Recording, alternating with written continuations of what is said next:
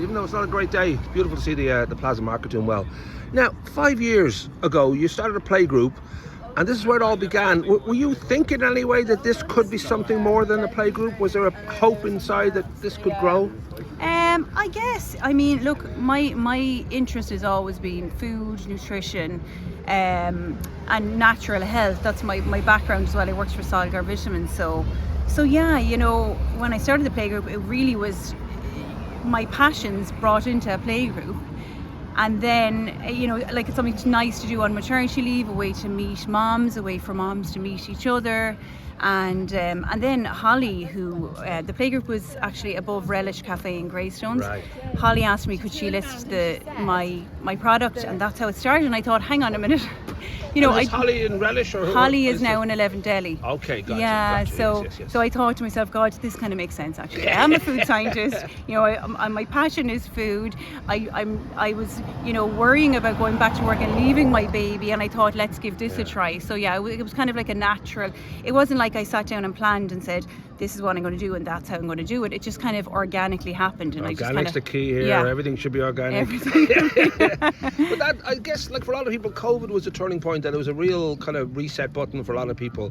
I'm guessing that was a big leap forward for you to realise what was at stake here, what I could actually be doing with my life. So handing in your badge at Solgar and all that, was it easy? Was it a kind of a frightening kind of proposition? It was quite frightening because I mean I worked since I was 15, you know, so I'd never not worked, and we had lots of discussions about it, and you know I just had this like panic inside me when I thought of, I'd gotten a promotion with Solgar just before I got pregnant, and you know I worked really hard to get the promotion, and then I had Olivia, and then I thought my whole life changed, and I thought, you know, my promotion involved traveling to the UK, and I thought I'm not going to be able to leave her now, you know, I was in a position, I was lucky that my husband was able to support me to do this, you know, but yeah, you know, that's how it worked out really. I always think of these moments, like when I took over the Greystones guide, there is a sort of thrill, but that fear gradually subsides and you just get into the routine. I don't know how quickly any kind of fear or any kind of doubt subsided, that you felt you actually are in the place you're supposed to be. Yeah, well, like I guess, I mean, I've had three of them now, so I kept the business at a really low level, really local. There was a time there where I had 3 accounts for like a couple of years. I kept it really low while I had the kids. Hello. So yeah, you know, it wasn't like at any stage that it was a big pressure on me, and it was like, right, you now have to bring in the same salary. It was like, it was more just something for me to have, you know, to keep me engaged, to keep me doing something, and to give me a little bit of money to be able to, you know, buy my coffees and have my nice, you know, happy pair lunches and stuff like that. It wasn't, you know, a big scary thing, I guess, at the time, but now, you know, as the kids are getting a bit bigger, you know, I can feel the kind of drive in me and want to kind of grow it into something more, something that's kind of changed, and I kind of see how I could make it something bigger. You know, I get good feedback on the product and that, and you know.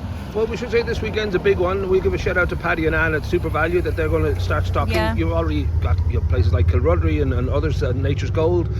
Was any of this sort of, you know, a surprise to you that okay, there is actually, beyond my own kind of circle of people who kind of love my stuff and who get in touch and all that, there's a bigger world out there that would not even not knowing you would be happy to see you on the shelves. That must be a nice feeling. Yeah, well, I guess, you know, like I said, since I worked in sales as well with Solgar, so I always was good at kind of, you know, I worked in national level as well, and I was always good at kind of spotting where things could go in, and you know, I got a big thrill out of that. So like I said, you know, when I go out and do a little bit of prospecting for my business, I get real excited because I feel like the old me. I kind of forget for 5 minutes that I have 3 little kids, and I just, you know, really enjoy that.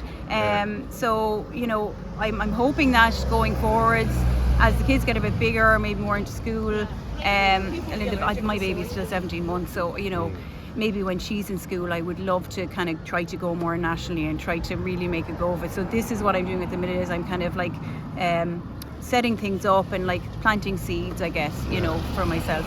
But there is always, I think, in any business, a sense of timing is important, and just it does seem to be a time that you know, there would have been a time when vegan was sort of seen as almost, you know, like an extreme religion, but there's a very, very much a mainstream kind of acceptance now that this is actually a very good diet. When Ringo Starr looks about 30 years younger than his son, you know, there must be something going on with this. Was that a road to Damascus moment for you, living life on the veg? Yeah, I guess. I mean, like, I would have turned vegetarian, I guess, when I started working in the natural health industry, and it just, my eyes were just opened, you know, and I never really, I guess from my early 20s, I wasn't really keen on meat, didn't really like red meat and stuff. And then I suppose I was just exposed to all these lovely health shops with these lovely cafes that had this beautiful food, and I was like, why am I eating this horrible stuff that I don't even like when I can be eating all these beautiful things that make me feel good? And I guess that's where I'm coming from. That's where my brand is coming from. I created these products that I would like to eat, that I would like to feed my family, that I feel good about, that the ingredients in them are all good quality, and that they're for people who can't eat dairy and can't eat wheat. And there's, you don't have to go into a cafe and go, oh, I can't have anything. Do you know what I mean? Like, which I used to do like 15 years ago when I was traveling all over the country, selling supplements. Like, you know, I used to go into the cafes and ask for soya, and it would always be like curdled, and like if they did actually have it, do you know? Or you got barred from a few places just for asking for soya. Exactly. Come on, out, if you were down in the thick of Kerry now or something, you got looked at kind of strange. Whereas now it's just unreal, like the choice that we have. Like, it's kind of, as you said, it's kind of trendy now, really, to be vegetarian and vegan. So it's amazing to see the choices. I blame the Flintstones. They really just put too much of an influence on people. Very negative. But that feeling too that just generally the world's catching up, because now there's calls for, we'll say, processed food to have the same sort of warnings that you know, cigarettes have. That there's elements of this aren't actually healthy for you, and there is a kind of a knowledge, I think, in all of us that we know what's good and what's bad. And yes, you know, we struggle. We like to eat cheap food sometimes, but there does seem to be, I think, you know, in Greystone, a kind of a real sense of this is like almost like a test area of. It is, where can this go? How can we make this work? Yeah, I mean, like I was expecting a little bit more pushback on my products yesterday in SuperValu, just because it was a different, you know, like, as in it was a different kind of a market. I thought that maybe there might be some people who wouldn't understand, you know, the price point and and what it was all about. But like 95% of people do. You know, I just had a small couple of people who would say, "Oh, that's a little bit expensive," and I'd explain to them, well, you know, it's organic oats, and it's organic coconut sugar, and all these things are expensive, but they're better for you, and you feel better after eating them, and you know, you don't have an upset tummy, and your head isn't cloudy, and you feel good. You know what I mean? So, it sounds like my Friday nights, though, to be honest with you, all that the cloudiness, a few drinks and all that. Just that one night a week I'm allowed. That feeling too that quite naturally you would like to have your own premises, and the cookbook thing would be something that you'd love to get to at some point. Eventually, I think I mean, I've so many recipes in my head written down everywhere. You know, I used to, when I first started on Instagram, I shared a lot more recipes. Then I started the business, and now I'm starting to kind of share a bit more because I have them, and I just can't make them all into products. You know what I mean? And I love that. Like, what I really love is creating in the kitchen. That's what gets me excited, is researching something, thinking up something, and then creating a final product, you know. So yeah, you know, a cookbook would be something I'd love to do in the future, and like, I'd love to have a premises, and I just feel like if I'm going to have a premises, I'd love to sell my own product, because I'm a salesperson as well, you know. So.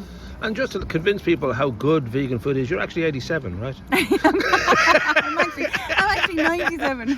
There you go.